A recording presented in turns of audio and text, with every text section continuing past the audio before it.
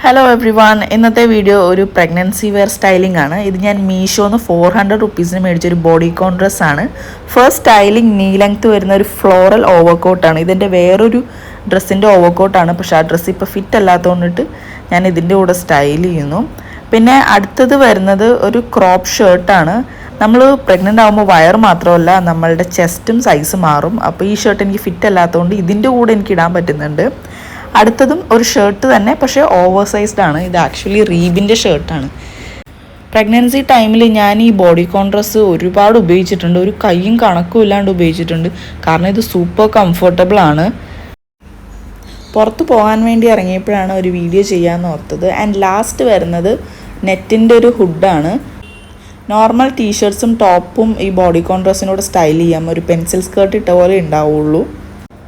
Pregnancy ടൈമിൽ വേറെ ഒരുപാട് ഡ്രസ്സ് മേടിക്കുന്നതിനേലും എന്തുകൊണ്ടും നല്ലതാണ് ഈ ഒരു ഒറ്റ ബോഡിക്കോൺ ഡ്രസ്സ് മേടിക്കുന്നത്. ഞാനിത് ആക്ച്വലി വീട്ടിലിടാൻ വേണ്ടി മേടിച്ചതാണ്, പക്ഷേ ക്വാളിറ്റി എനിക്ക് ഒരുപാട് ഇഷ്ടപ്പെട്ടുകൊണ്ട് ഞാനിത് പുറത്തിടാമെന്ന് വിചാരിച്ചു. അപ്പോൾ ഇന്നത്തെ വീഡിയോ അത്രേ ഉള്ളൂ. വീഡിയോ ഇഷ്ടപ്പെട്ടാൽ ലൈക്ക് ചെയ്യുക, ചാനൽ സബ്സ്ക്രൈബ് ചെയ്യുക. അപ്പോൾ അടുത്ത വീഡിയോയിൽ കാണാം. ബൈ.